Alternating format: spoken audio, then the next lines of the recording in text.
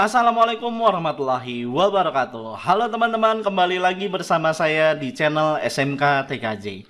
Di mana pada video kali ini kita akan membahas bagaimana caranya memisahkan traffic jaringan internet dengan menggunakan firewall NAT dan juga police based routing. Mau tahu caranya gimana? Jangan kemana-mana, tetap di sini aja.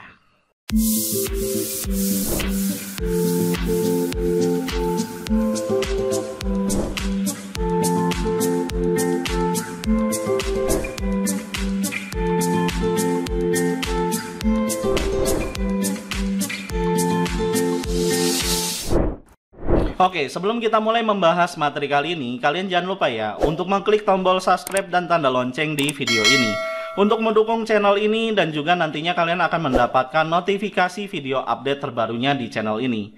Insya Allah saya akan terus selalu update setiap minggunya untuk materi-materi yang mungkin kalian belum tahu, atau untuk memahami beberapa konfigurasi yang mungkin sebelumnya kalian sudah pelajari tapi nggak tahu fungsinya buat apa.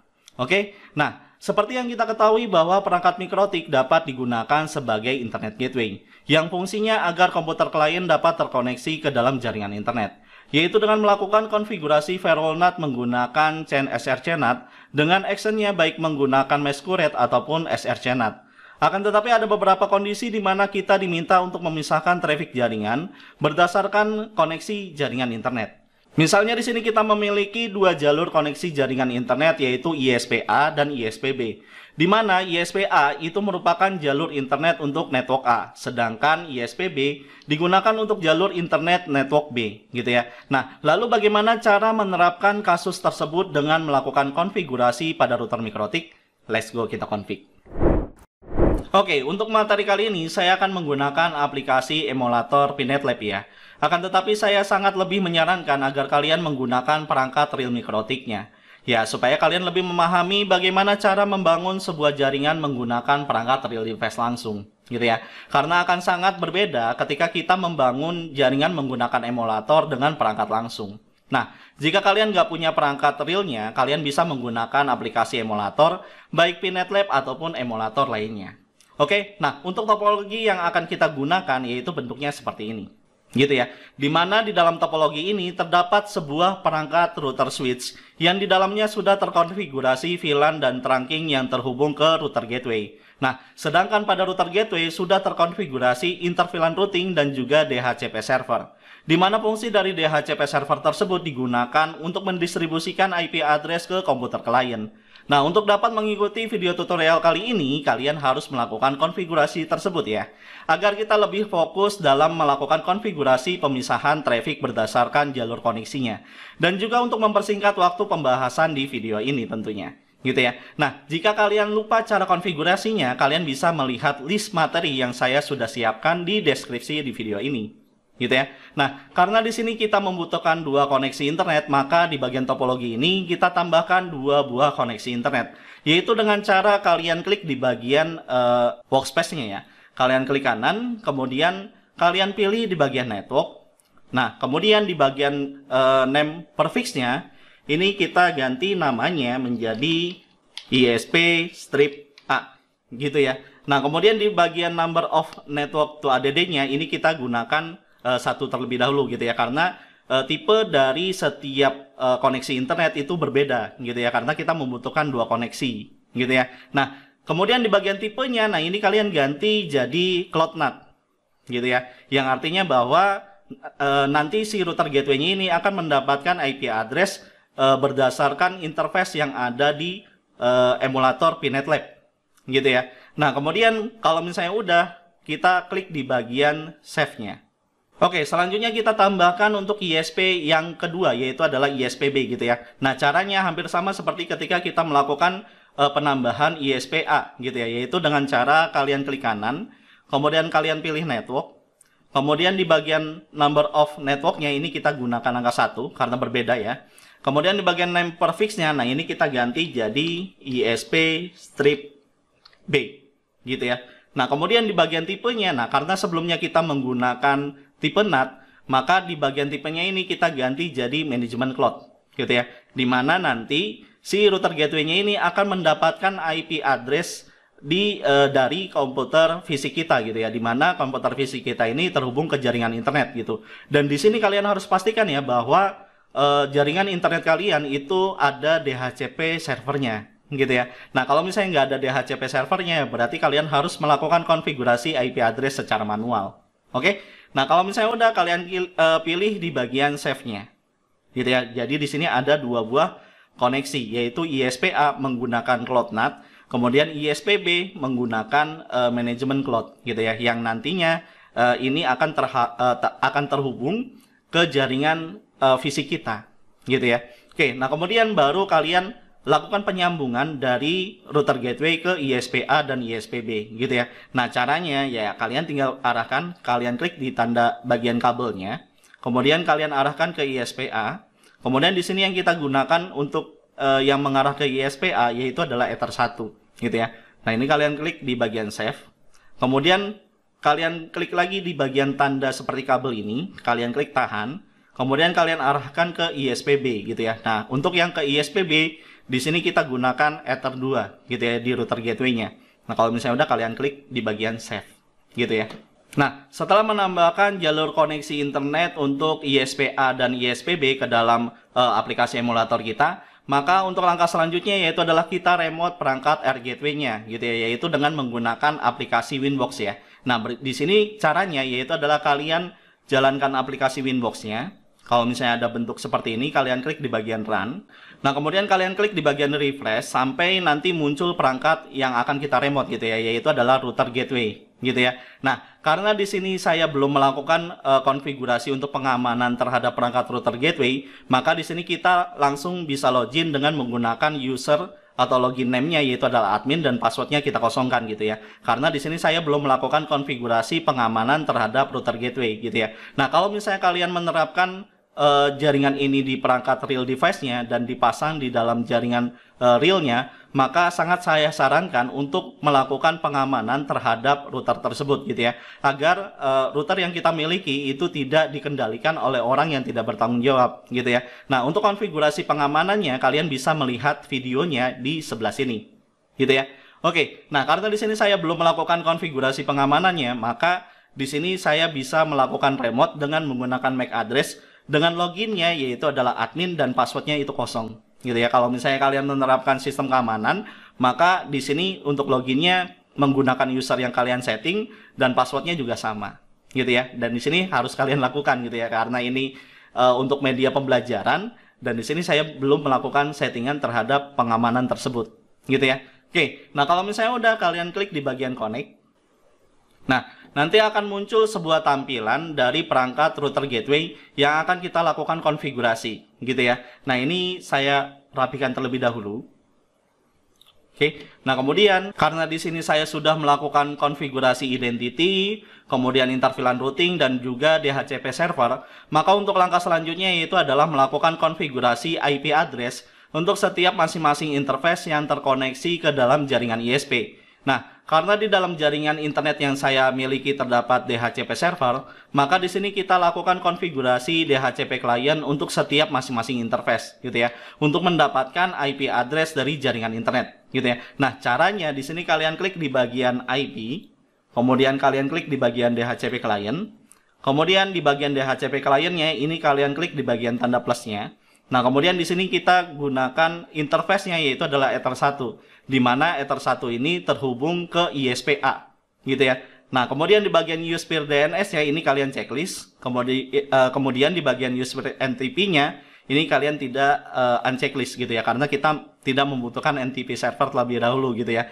Nah, kemudian di bagian ADD default root-nya ini kita pilih yes aja gitu ya. Nah, kalau misalnya udah, kalian klik apply, kemudian kalian klik OK gitu. Nah, kemudian kita lakukan hal yang sama untuk interface yang mengarah ke ISPB gitu ya. Nah, ini kita klik tanda add atau tanda plus. Kemudian di bagian interface-nya ini kita ganti jadi interface Ether 2 gitu ya. Di mana interface Ether 2 ini terhubung ke ISPB gitu ya. Nah, kemudian di bagian USPIR DNS-nya ini kalian checklist. Kemudian di bagian USPIR NTP-nya ini kalian unchecklist gitu ya. Nah, kemudian di bagian ADD default root-nya untuk mendapatkan IP gateway-nya, nah ini kalian pilih yes aja gitu ya. Nah, kalau misalnya udah, kalian klik apply, kemudian kalian klik OK gitu ya. Dan di sini pastikan ya bahwa interface Ether 1 dan Ether 2 statusnya adalah bound. Artinya bahwa si interface Ether 1 dan Ether 2 ini sudah mendapatkan request IP address yang dilakukan ke DHCP servernya, gitu ya.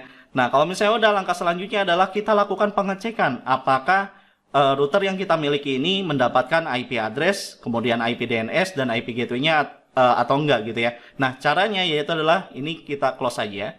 Kemudian kalian klik di bagian IP, kemudian pilih address. Nah, di sini pastikan bahwa kita sudah mendapatkan IP address dari kedua ISP-nya gitu ya. Di mana interface Ether 1 mendapatkan IP address-nya yaitu adalah 10.0.137.194 gitu ya.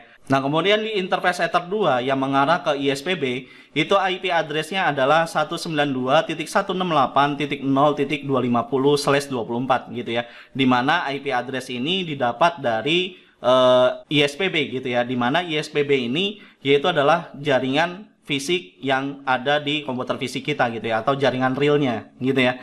Oke, nah kemudian kita coba lihat lagi di bagian IP DNS-nya gitu ya. Kalian klik di bagian IP, kemudian kalian pilih di bagian DNS, dan di sini pastikan bahwa kita sudah mendapatkan IP DNS-nya gitu yang ada di dalam jaringan internet kita gitu ya. Dimana kalau misalnya kita lihat di sini, ini ada terdapat 3 buah IP address gitu ya, IP DNS-nya gitu ya, yaitu adalah 10.0.137.1,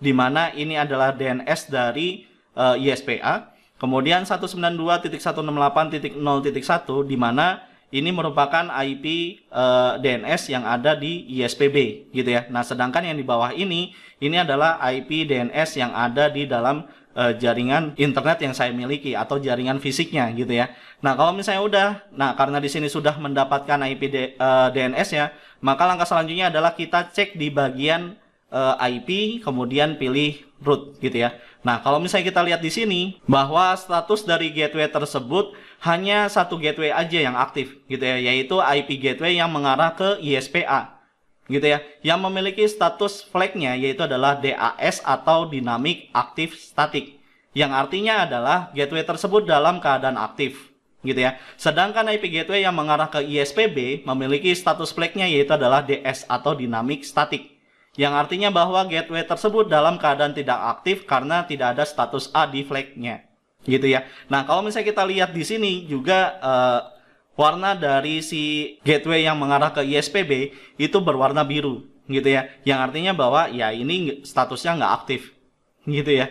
Nah, karena kita ingin memisahkan jalur traffic berdasarkan network client dan jaringan internetnya, maka di sini kita harus mengaktifkan kedua gateway tersebut gitu ya. Nah, caranya agar kedua gateway ini tetap aktif, kita harus melakukan konfigurasi yang disebut dengan policy based routing, di mana policy based routing ini merupakan sebuah metode yang digunakan untuk mengatur arah traffic berdasarkan IP network pada jaringan private ke jaringan publik gitu ya. Secara umum policy based routing ini dapat diterapkan dengan menggunakan dua metode. Metode yang pertama yang akan kita gunakan pada video kali ini yaitu adalah root rule gitu ya. Nah, sebelum kita menerapkan metode root rule pada jaringan yang kita bangun, kita setting dulu DHCP kliennya agar tidak melakukan request IP gateway-nya gitu ya ketika proses DHCP berlangsung gitu ya. Nah, caranya di sini kita close-kan aja. Kemudian kalian klik di bagian IP, kemudian kalian pilih di bagian DHCP client, kemudian kalian double klik di interface Ether 1. Nah, kemudian di bagian ADD default root-nya ini kita ganti jadi no gitu ya. Nah, kita lakukan hal yang sama untuk interface Ether 2 yang mengarah ke ISP-B gitu ya. Nah, ini default root-nya kita ganti jadi no juga gitu ya. Nah, kalau misalnya udah, kalian klik apply, kemudian kalian klik OK gitu. Nah, kemudian kita cek lagi di bagian IP, kemudian pilih root gitu ya. Nah, pastikan di sini bahwa gateway ISPA dan ISPB itu nggak muncul lagi di dalam tabel root-nya gitu ya. Nah, kemudian untuk mengaktifkan fungsi root rule untuk memisahkan traffic antar network berdasarkan koneksinya, misalnya di sini kita akan memetakan IP network 192.168.100.0/24 yang berada di VLAN 100 menuju ke ISPA gitu ya. Jadi kalau misalnya kita lihat di bagian topologinya, berarti yang menggunakan IP address 192.168.100.0/24 yang berada di VLAN 100 itu akan mengarah ke ISPA untuk jalur koneksi internetnya gitu ya. Nah, caranya di sini kembali lagi kita ke bagian konfigurasi di router gateway-nya. Kemudian kita klik di bagian rule, kemudian kalian klik di tanda plus atau tanda add gitu ya. Nah, kemudian di bagian search address-nya, nah ini kita masukkan IP network yang akan menuju ke ISPA gitu ya. Nah, yang menuju ke ISPA IP network-nya yaitu adalah 192.168.100.0 kemudian /24 gitu ya. Nah, kemudian di bagian action-nya, nah ini kalian pilih di bagian lookup. Kemudian di bagian tabelnya, nah ini kita namakan police routing rule-nya, yaitu adalah ke strip ISP strip A gitu ya. Nah, penulisan tabel ke ISPA ini itu adalah merupakan penamaan paket untuk routing MAC-nya gitu ya di dalam konfigurasi router gateway gitu ya. Nah, kalau misalnya udah kalian klik apply, kemudian kalian klik OK gitu ya. Nah, kemudian kalian klik di bagian root, kemudian klik tanda plus. Nah, kemudian di bagian gateway-nya, nah ini kita masukkan IP gateway yang mengarah ke ISPA gitu ya. Dimana IP gateway-nya itu adalah 10.0.137.1 gitu ya. Berarti di sini kita masukkan yaitu adalah 10.0.137.1 gitu ya. Nah, kemudian di bagian routing MAC-nya, nah ini kita masukkan yaitu adalah ke ISPA gitu ya, sesuai dengan tabel yang kita buat di bagian root rule-nya gitu ya. Nah, kalau misalnya udah kalian klik apply, kemudian kalian klik OK gitu ya. Nah, setelah membuat root rule untuk network 192.168.100.0/24 yang ada di VLAN 100 menuju ke ISPA, maka untuk langkah selanjutnya kita lakukan konfigurasi root rule untuk jaringan 192.168.200.0/24 gitu ya.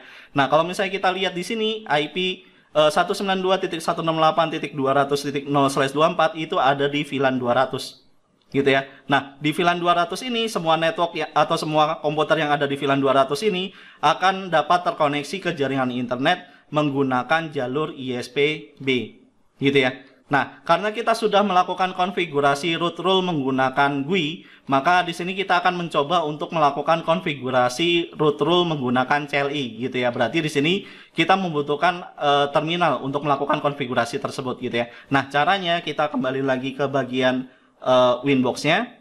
Kemudian ini kita close aja. Kemudian kita klik di bagian new terminal. Nah, kemudian kita gunakan perintahnya yaitu adalah IP, kemudian root, kemudian rule, kemudian add, kemudian src. Nah, src address ini yaitu adalah IP network yang akan kita petakan gitu ya, yaitu adalah 192.168.200.0/24 gitu ya. Nah, kemudian tabelnya yaitu adalah ke strip ISP strip B gitu ya. Nah, kalau misalnya udah kalian tekan enter, dan kalau misalnya kita lihat hasilnya menggunakan perintah IP root rule print, nah hasilnya jadi seperti ini gitu ya. Di sini akan ada dua buah rule. Yang pertama adalah rule yang sebelumnya kita sudah konfigurasi, yaitu untuk rule dari network 100.0 ke arah ke ISPA. Nah, kemudian rule yang kedua yaitu adalah 200.0/24 untuk ke ISPB gitu ya. Nah, kalau misalnya udah baru kita masukkan ke dalam konfigurasi router gateway-nya gitu ya. Perintahnya yaitu adalah IP root add kemudian gateway. Nah, gateway yang ke ISPB yaitu adalah 192.168.0.1 gitu ya. Nah, kemudian jangan lupa di bagian routing MAC-nya yaitu adalah ke ISPB gitu ya. Nah, kalau misalnya udah kalian tekan tombol enter gitu ya. Nah, kalau misalnya kita lihat hasilnya dengan menggunakan perintah IP root print, nah kalau misalnya kita lihat di sini bahwa statusnya adalah kedua gateway tersebut memiliki statusnya yaitu adalah AS, artinya adalah aktif static gitu ya. Nah, kalau misalnya kita lihat di bagian table root-nya, kita klik di bagian IP, kemudian pilih root. Nah, kalau misalnya kita lihat di sini status dari kedua gateway tersebut tidak lagi berwarna biru gitu ya. Nah, ini berbeda ya ketika kita melakukan konfigurasi IP root tanpa menggunakan police based root gitu ya. Dimana sebelumnya hanya ada satu gateway aja yang aktif, sedangkan ketika kita menggunakan police based root, maka kedua gateway tersebut dalam keadaan aktif gitu ya. Oke, nah untuk langkah selanjutnya kita konfigurasi firewall NAT untuk kedua jalur internet tersebut gitu ya. Misalnya di sini kita lakukan konfigurasi firewall NAT ke jalur ISPA gitu ya. Nah, caranya di sini kita closekan aja semuanya. Kemudian kalian klik di bagian IP, kemudian pilih firewall, kemudian kalian pilih di bagian NAT. Setelah itu kalian klik tanda plusnya atau tanda add. Kemudian chain-nya yang kita gunakan itu adalah SRC NAT. Dengan out interface-nya, karena ini untuk ISPA, maka out interface-nya adalah Ether 1 gitu ya. Nah, kemudian di bagian action-nya kita ganti jadi masquerade gitu. Nah, kalau misalnya udah, kalian klik apply, kemudian kalian klik OK. Nah, kemudian kita lakukan konfigurasi NAT untuk jalur internet ke ISPB gitu ya. Seperti biasa, di sini kita akan melakukan konfigurasi tersebut menggunakan CLI gitu ya. Nah, caranya yaitu adalah kita closekan dulu. Kemudian kalian klik di bagian new terminal. Nah, kemudian kita lakukan perintahnya yaitu adalah IP, kemudian firewall, NAT, ADD, chain-nya itu adalah chain SRC NAT. Dengan out interface-nya yaitu adalah yang mengarah ke ISPB gitu ya. Dimana interface yang digunakan untuk mengarah ke ISPB yaitu adalah Ether 2 gitu ya. Nah, kemudian action-nya yaitu adalah masquerade gitu. Nah, kalau misalnya udah, kalian tekan enter. Nah, kalau misalnya kita lihat hasil konfigurasinya menggunakan perintah IP firewall NAT print, hasilnya jadi seperti ini gitu ya. Dimana di sini ada dua buah rule, yaitu adalah rule yang pertama untuk ke ISPA, kemudian rule yang kedua yaitu adalah ke ISPB gitu ya. Nah, setelah konfigurasi firewall NAT dan juga police based route sudah kita lakukan pada router gateway, maka langkah berikutnya yaitu melakukan uji coba pada setiap PC klien yang tergabung ke dalam masing-masing VLAN gitu ya. Misalnya di sini kita akan melakukan percobaan pada PC 1 yang tergabung ke dalam VLAN 100 gitu ya. Nah, caranya yaitu adalah di sini kita minimizekan dulu. Kemudian kita remote di bagian PC satunya. Kemudian pilih aplikasi, setelah itu saya menggunakan super putih ya. Kalau misalnya kalian menggunakan aplikasi putih pun nggak masalah gitu ya. Nah, kemudian kalian klik di bagian buka tautan. Nah, kemudian untuk melakukan pengecekan yang pertama yang kita lakukan, yaitu adalah melakukan pengecekan terhadap IP gateway yang ada di PC 1 ini, yang tergabung ke dalam VLAN 100 gitu ya. Di mana IP gateway yang digunakan yaitu adalah 192.168.100.1. Gitu ya. Nah, di sini untuk melakukan pengecekan terhadap gateway tersebut, kita bisa menggunakan perintah ping kemudian ke 8.8.8.8 gitu ya. Di mana 8.8.8 ini merupakan IP DNS dari si Google gitu ya. Nah, kalau misalnya udah kalian tekan tombol enter dan di sini terlihat bahwa PC 1 sudah terhubung ke dalam jaringan internet gitu ya. Di mana gateway yang digunakan itu berfungsi dengan baik gitu ya, dengan hasil replay tersebut gitu. Nah, kemudian langkah selanjutnya adalah kita ping dengan menggunakan nama domain gitu ya. Misalnya di sini kita lakukan perintah ping ke google.com gitu ya. Nah, kalau misalnya kita lihat di sini statusnya juga replay, artinya bahwa konfigurasi DNS yang ada pada router gateway itu berjalan dengan baik. Artinya proses resolving dari IP address menjadi sebuah nama domain itu sudah berhasil dilakukan proses translasinya gitu ya.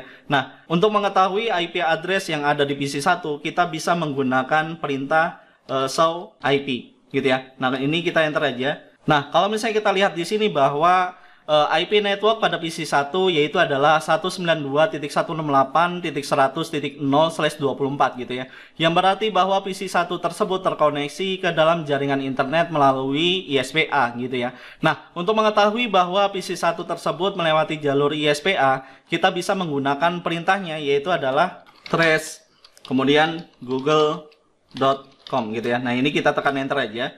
Dan kalau misalnya kita lihat hasilnya bahwa di sini terlihat PC 1 terkoneksi ke dalam jaringan internet melalui ISPA gitu ya. Dimana jalur yang dilewati menggunakan gateway-nya yaitu adalah 10.0.137.1 gitu ya.